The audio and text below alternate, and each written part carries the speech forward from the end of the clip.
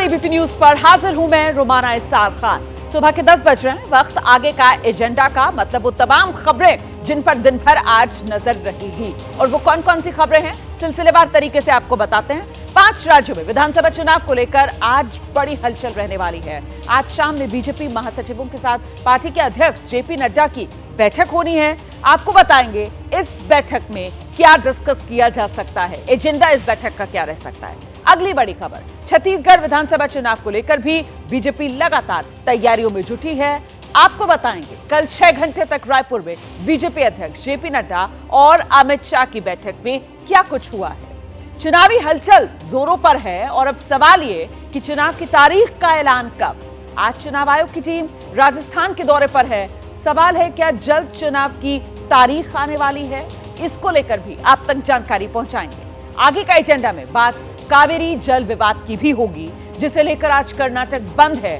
Ground reports आपको show में आगे दिखाएंगे। तो आइए शुरुआत करते हैं खबरों के सिलसिले की। और इस वक्त बड़ी खबर, मध्य प्रदेश विधानसभा चुनाव से जुड़ी हुई ये खबर सामने आई है। बीजेपी की लिस्ट में और सांसदों के नाम संभव, मतलब अभी तक बीजेपी मध्य प्रदेश को लेकर 79 उम्मीदवारों के नाम का ऐलान कर चुकी है।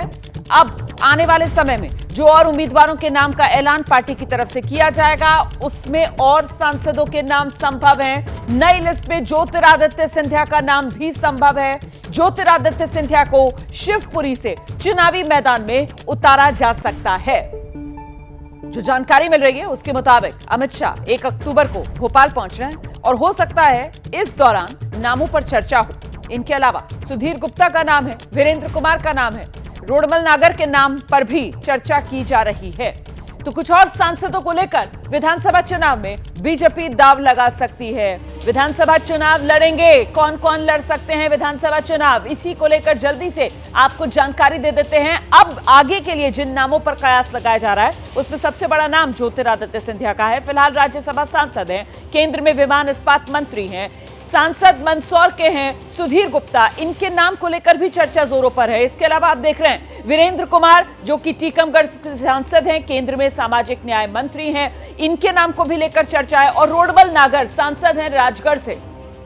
तो ये वो 4 चेहरे हैं जो सांसद हैं और इनके नाम को लेकर सुगबुगाहट तेज है कि अगली लिस्ट जो बीजेपी की मध्य प्रदेश के लिए उम्मीदवारों की आएगी उसमें ये नाम शामिल हो सकते हैं। तो मध्य प्रदेश में अभी तक बीजेपी ने जिन दिग्गजों पर दांव लगाया है उनके बारे में आप जानते हैं। नरेंद्र सिंह तोमर, केंद्रीय मंत्री, कृषि मंत्री देश के, इनको दमिनी सीट से टिकट दिया गया है। प्रहलाद सिंह पटेल केंद्रीय मंत्री हैं, इनको नरसिंहपुर से चुनाव मैदान में उतारा गया। हालांकि इससे पहले इनके भाई जो हैं वो यहां से विधायक थे, लेकिन अब उनकी जगह प्रहलाद पटेल को टिकट दे दिया गया। फग्गन सिंह कुलस्ते हैं, केंद्रीय मंत्री, इनको निवास से चुनावी मैदान में उतार दिया गया है।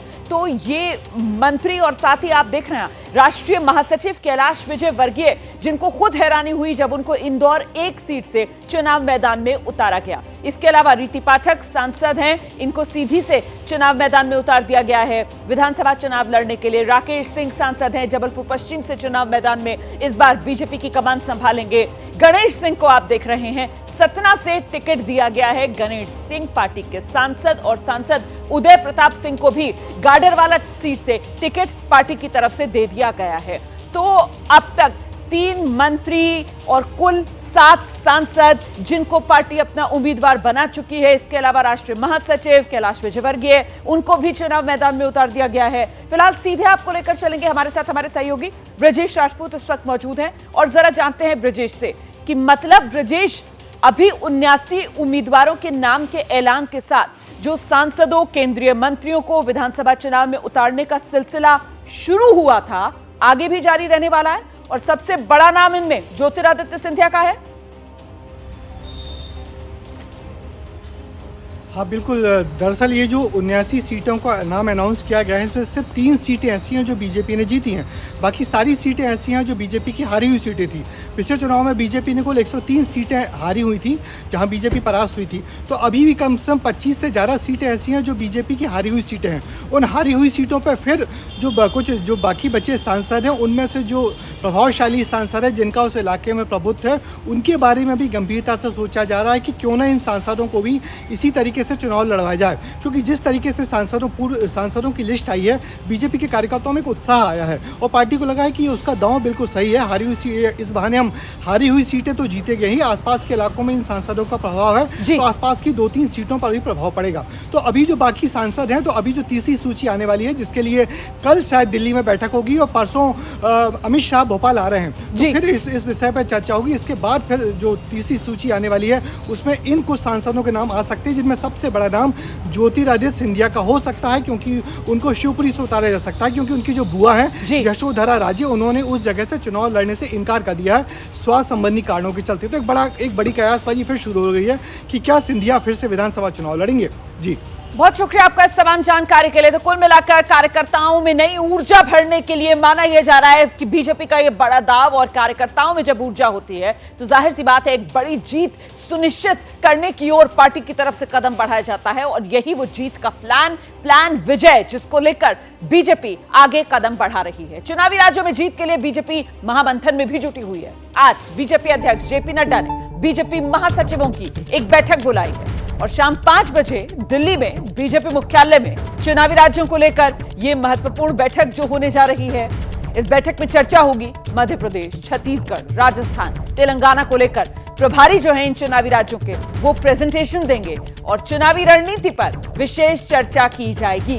प्रधानमंत्री नरेंद्र मोदी समेत वरिष्ठ नेताओं की चुनावी सभाएं तय करने को लेकर भी माना यह जा रहा है आज शाम 5 बजे जो राष्ट्रीय महासचिवों वाली बैठक है बीजेपी अध्यक्ष जेपी नड्डा के साथ, उसी में एक खाका तैयार किया जा सकता है।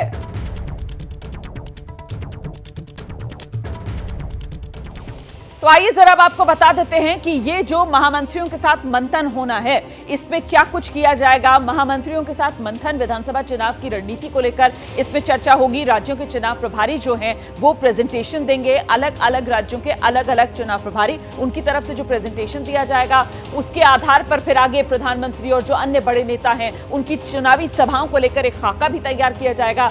बीजेपी के लिए कमजोर सीटें जो हैं खास तौर से उन पर फोकस और उन्हीं को लेकर चर्चा की जाएगी। अभी तक जो रणनीति बीजेपी की नजर आ रही है वो यही कि पहले जो कमजोर सीटें हैं वहां पर पूरी तैयारी कर ली जाए, और इसी के तहत चाहे छत्तीसगढ़ हो या फिर मध्य प्रदेश हो, वहां पर भी उन्हीं सीटों को फोकस में रखकर उम्मीदवारों के नाम का ऐलान पहले ही किया गया है। हम सीधे अब आपको लेकर चलते हैं, हमारे साथ हमारे सहयोगी नीरज पांडे इस वक्त मौजूद हैं और जरा जानते हैं नीरज से महामंत्रियों का ये मंथन चुनावी विजय प्लान तय करने की दिशा में महत्वपूर्ण किस रूप में रहने वाला है। नीरज, जरा विस्तार से दर्शकों को जानकारी दीजिए।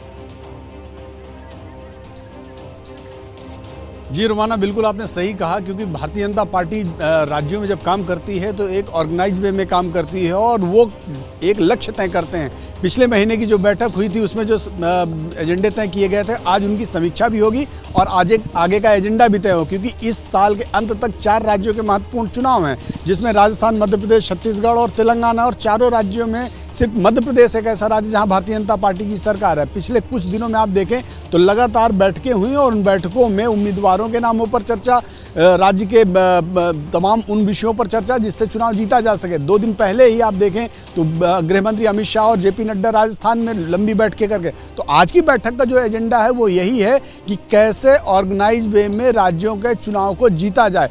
और लगातार दोनों राज्यों में, मध्य प्रदेश भी और छत्तीसगढ़ में, अलग आसपास के राज्यों के 50-50 बड़े नेताओं को उतारा जा चुका है जो विधानसभाओं में जिलेवार कमान संभालेंगे। तो आज की बैठक में जो एजेंडा तय होगा वो ये तय होगा कि कैसे किन किन नेताओं को कहां-कहां रिप्लेस किया जाए ताकि पार्टी के काम को सुचारू रूप से आगे बढ़ाया जा सके और चुनाव में प्रधानमंत्री नरेंद्र मोदी, गृह मंत्री अमित शाह, में कहते हैं ना नीरज पांडे कि किस मोहरे को बिसात में कहां पर फिट किया जाए, इसी को लेकर एक तरीके से कहा जा सकता है कि आज का ये महामंथन। अच्छा, विधानसभा चुनाव को लेकर उम्मीदवारों के नाम फाइनल करने के लिए बीजेपी की केंद्रीय चुनाव समिति की बैठक वो शनिवार रविवार को होने की उम्मीद है। बीजेपी का मकसद चुनाव प्रक्रिया शुरू होने से पहले ही ज्यादा से ज्यादा उम्मीदवारों के नाम पर मंथन कर नामों के ऐलान का। केंद्रीय चुनाव समिति की बैठक में प्रधानमंत्री नरेंद्र मोदी, केंद्रीय गृह मंत्री अमित शाह, बीजेपी अध्यक्ष जेपी नड्डा शामिल होंगे और साथ ही सीईसी के जो अन्य सदस्य हैं वो मौजूद रहेंगे। सूत्रों के मुताबिक केंद्रीय चुनाव समिति की तीसरी बैठक में राजस्थान को लेकर खासतौर से चर्चा हो सकती है। इससे पहले की 2 मीटिंग्स में मध्य प्रदेश और छत्तीसगढ़ के उम्मीदवारों पर चर्चा की गई। कई सांसदों को उम्मीदवार बनाया गया। ऐसा माना जा रहा है राजस्थान में भी बीजेपी इसी रणनीति के तहत अब चुनावी मैदान में उतर सकती है। मैं नीरज का रुख करूंगी, लेकिन उससे पहले आपको बता देते हैं कि अभी तक जो चुनावी राज्य हैं वहां पर कहां कितने उम्मीदवारों के नाम का ऐलान किया गया है। इसमें मध्य प्रदेश जहां कुल 230 विधानसभा सीटें हैं, अभी तक 79 उम्मीदवारों के नाम का ऐलान कर दिया गया है। छत्तीसगढ़ कुल 90 विधानसभा सीटें, 21 उम्मीदवारों के नाम का ऐलान कर दिया गया है। और ये राजस्थान, आप देख रहे हैं कुल सीट 200, लेकिन अभी तक उम्मीदवारों के नाम का ऐलान राजस्थान के लिए यह सिलसिला बीजेपी ने शुरू नहीं किया है। और यहां चाहे मध्य प्रदेश हो या छत्तीसगढ़, ये जिन सीटों पर उम्मीदवारों के नाम का ऐलान किया गया है, कमोबेश वो सीटें जहां पर बीजेपी कमजोर स्थिति में। हम सीधे आपको लेकर चलते हैं, मेरे सहयोगी नीरज पांडे इस वक्त मौजूद है। नीरज, इस बार सीसी की बैठक और पूरा फोकस माना जाए राजस्थान पर रहने वाला है? बिल्कुल पूरा फोकस राजस्थान में रहने वाला है, लेकिन उसके साथ साथ 3 और राज्य भी हैं, मध्य प्रदेश, छत्तीसगढ़ और तेलंगाना। आपको बता दूं, भले मध्य प्रदेश की करीब 78 सीटें हैं, उसको रिलीज किया जा चुका है, छत्तीसगढ़ की 21 सीटों को रिलीज किया जा चुका है, लेकिन अब की जो बैठक होने वाली, इस बैठक में छत्तीसगढ़ की करीब 39 सीटें हैं जिन पर काम हो चुका है और माना जा रहा है 39 सीटें रिलीज की जा सकती है। राजस्थान की 55 सीटें हैं जो ऑलरेडी बिल्कुल फाइनल हो गई हैं, लिस्ट तैयार है और माना यह जा रहा है उन 55 सीटों को इस बैठक के बाद अप्रूवल हो जाएगा और कभी भी भारतीय जनता पार्टी रिलीज कर सकती है। तेलंगाना की भी जो ए कैटेगरी की कुछ सीटें हैं और कुछ डी कैटेगरी की सीटें हैं जो बिल्कुल हारी हुई सीटें, जिनमें बहुत खराब प्रदर्शन रहा है और जिनको जीता हुआ है, इनकी भी करीब 50 के आसपास की सूची तैयार है। तेलंगाना की भी तैयार है और उसको भी अप्रूवल के बाद रिलीज किया। लेकिन जो सबसे बड़ा फोकस है रोमाना, बिल्कुल आपने सही कहा कि वो राजस्थान पर है। राजस्थान की करीब 55 सीटों पर भारतीय जनता पार्टी होमवर्क कर चुकी है, केवल केंद्रीय चुनाव समिति की अप्रूवल का इंतजार है और 30 और 1 तारीख को दो बैठकें होंगी। 2 बैठकों में 2 राज्यों को रखा गया है, यानी 30 तारीख को शाम 6 बजे से जो बैठक होगी उनमें 2 राज्य मध्य प्रदेश, छत्तीसगढ़ रखा जाएगा और जो 1 तारीख यानी कि 1 अक्टूबर को जो बैठक होगी, फिर अन्य 2 चुनावी राज्यों को रखा जाएगा और उनको लेकर मंथन होगा और उसके बाद वो लिस्ट जिसका इंतजार है। धन्यवाद आपका नीरज पांडे इस तमाम जानकारी के लिए। देखिए, छत्तीसगढ़ विधानसभा चुनाव को लेकर भी बीजेपी मैराथन बैठक कर रही है। गुरुवार को रायपुर में बीजेपी प्रदेश कार्यालय में करीब 6 घंटे तक मेगा मंथन हुआ है, जिसमें बीजेपी अध्यक्ष जेपी नड्डा, केंद्रीय गृह मंत्री अमित शाह मौजूद रहे। अब दावा किया जा रहा है छत्तीसगढ़ की चुनावी रणनीति को लेकर बीजेपी ने बड़े फैसले कर लिए हैं, जिसमें बीजेपी प्रत्याशियों की दूसरी लिस्ट और पीएम मोदी का बिलासपुर दौरा भी शामिल है।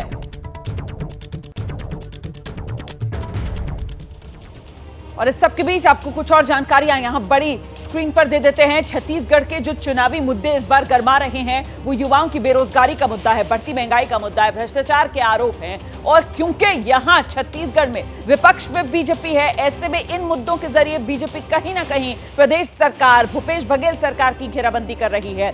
शराब कोयला घोटाले का मुद्दा है, किसानों की समस्याएं हैं, ईसाई गैर ईसाई विवाद है। ये वो तमाम मुद्दे हैं जिन्होंने छत्तीसगढ़ के इस चुनावी माहौल को गरमा रखा है और इन्हीं मुद्दों के इर्द गिर्द सियासी बिसात पर शह और मात का खेल जारी है। सीधे आपको लेकर चलते हैं, मेरे साथ मेरे सहयोगी ज्ञानेंद्र तिवारी इस वक्त मौजूद हैं। जरा जानते हैं ज्ञानेंद्र से किस तरीके से सियासी माहौल गरमाता हुआ और इंतजार बीजेपी के उम्मीदवारों की अगली लिस्ट का रायपुर में किया जा रहा है और इस सबके बीच कांग्रेस कहां है अपनी तैयारियों को लेकर? ज्ञानेंद्र,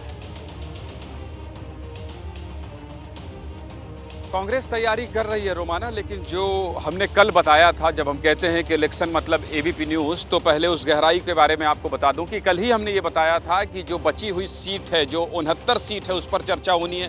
परिवर्तन यात्रा में कैसी तैयारी रही और बीजेपी के नेताओं ने कितना बढ़ चढ़कर हिस्सा लिया, कितनी एकजुटता दिखाई, इस पर बात हुई।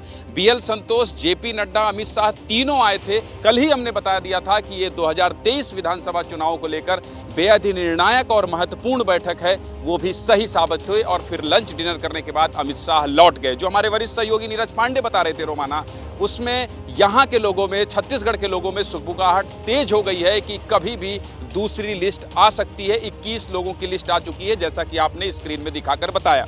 रही बात कांग्रेस की, तो कांग्रेस निश्चित तौर पर सत्ता में है। पिछले 1 हफ्ते में राहुल गांधी हो, मल्लिकार्जुन खड़गे हो, उनके दौरों में हजारों करोड़ रुपए डायरेक्ट खाते में ट्रांसफर किया है भूपेश बघेल की सरकार ने। और उनकी सबसे बड़ी रणनीति और रणनीति यही है कि जो वोटर है, जो अंतिम व्यक्ति है, जो खड़े होकर मतदाता परिचय पत्र लेकर वोट डालने आता है, हमको सत्ता दिलाता है, उसके खाते में आचार संहिता लगने से पहले कैसे डायरेक्ट मनी ट्रांसफर कर दें। तो अलग अलग योजना के तहत वो पैसा ट्रांसफर कर रहे हैं, चाहे वो गोबर का पैसा हो, चाहे वो धान का पैसा हो, चाहे धान की अंतिम किस्त हो, और चाहे अन्य योजना सरकारी हो जिसमें पैसा ट्रांसफर किया जा सकता है। लेकिन जो आपने बात बताई कि कोयला घोटाला हो, ईडी के छापेमारी हो, शराब घोटाला हो, और अभी इसी समय जो सबसे ज्यादा मुद्दा गर्म है, 1 लाख से ज्यादा युवाओं ने जिसकी परीक्षा दी है, वो पीएससी घोटाला है, जिसमें पीएससी घोटाले में सरकार घिर गई है और युवा लगातार ये कह रहे हैं कि क्या हम इस सरकार में गोबर बेचें? अगर आपकी सरकारी योजना गोबर बेचने की है तो क्या गोबर से हमारा भविष्य बनेगा? तो ऐसे ही कांग्रेस भी मंथन जारी कर रही है। 1900 आवेदन आए हैं रोमाना, 1900 पूरे प्रदेश भर से टिकटों के आवेदन आए, प्रत्याशियों के आवेदन आए हैं, उस पर मंथन हो गया और कुछ ही दिन में केंद्रीय चुनाव समिति कांग्रेस की जो है वहां पर इस पर मंथन होना है। रोमाना, बहुत शुक्रिया आपका ज्ञानेंद्र इस तमाम जानकारी के लिए। देखिए, कावेरी जल विवाद को लेकर आज कर्नाटक बंद बुलाया गया है। कन्नड़ समर्थक किसान संगठन प्रदर्शन कर रहे हैं और इस कर्नाटक बंद के दौरान किसान संगठनों का प्रदर्शन लगातार जोर पकड़ता हुआ नजर आ रहा है। कर्नाटक में कई जगह विरोध प्रदर्शन किया जा रहा है। तमिलनाडु को पानी देने का विरोध, इसी मामले में ये विरोध प्रदर्शन जो कर्नाटक में हो रहा है। तो कर्नाटक में प्रदर्शन की अलग अलग तस्वीरें जो सामने आ गई हैं, अब वही दिखाते हैं आपको किस तरीके से ये कर्नाटक बंद जो बुलाया गया है, इससे शहर का हाल बेहाल है। आप देख रहे हैं रफ्तार पर ब्रेक लग चुकी है, मेट्रो स्टेशन बंद नजर आ रहे हैं, सड़कों पर प्रदर्शनकारी उतरे हुए हैं, वहां जोरदार प्रदर्शन हो रहा है। पुलिस प्रदर्शनकारियों को कई जगह गिरफ्तार करती हुई नजर आ रही है। मुस्तैद पुलिस फोर्स कर्नाटक में जगह जगह नजर आ रही है और जगह जगह ही ये प्रदर्शन का सिलसिला जो लगातार जारी है। हम सीधे आपको लेकर चलते हैं, मेरे साथ मेरे सहयोगी आशीष इस वक्त मौजूद हैं। जरा अपडेट आशीष से ले लेते हैं कि इस समय ये कर्नाटक बंद का असर किस रूप में और कर्नाटक के खासतौर से कौन कौन से इलाकों में आशीष देखने के लिए मिल रहा है। जी देखिए, अगर हम बात करें बंद के असर की, तो बंद खास तौर पे कावेरी डेल्टा बेसिन का जो इलाका है, बेंगलोर और मंड्या का इलाका, वहाँ पर ज़्यादा इसका असर देखा जा रहा है। जाहिर तौर पे बंद को सभी पार्टियों ने, कांग्रेस समेत, बीजेपी समेत, जेडीएस समेत सारी पार्टियों ने समर्थन किया। बंद का आयोजन प्रो कन्नड़ा संगठन और किसान संगठनों ने किया है। सुबह से शाम तक का यह बंद है। बंद के मद्देनजर पूरे राज्य में धारा 144 लागू की गई है। करीब 50 बंद समर्थकों को अभी तक हिरासत में लिया गया है। कुछ छीट-फूट घटनाओं के अलावा बंद अभी तक शांतिपूर्ण बताई जा रही है। हालांकि सुरक्षा व्यवस्था काफी कड़ी की गई है।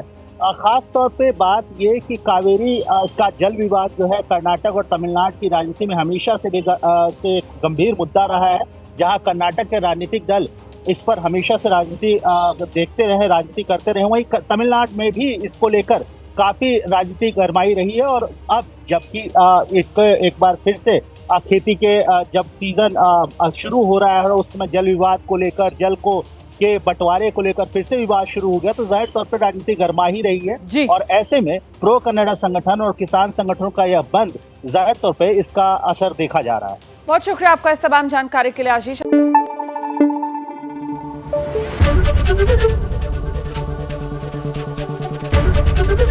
एबीपी न्यूज आपको रखे आगे।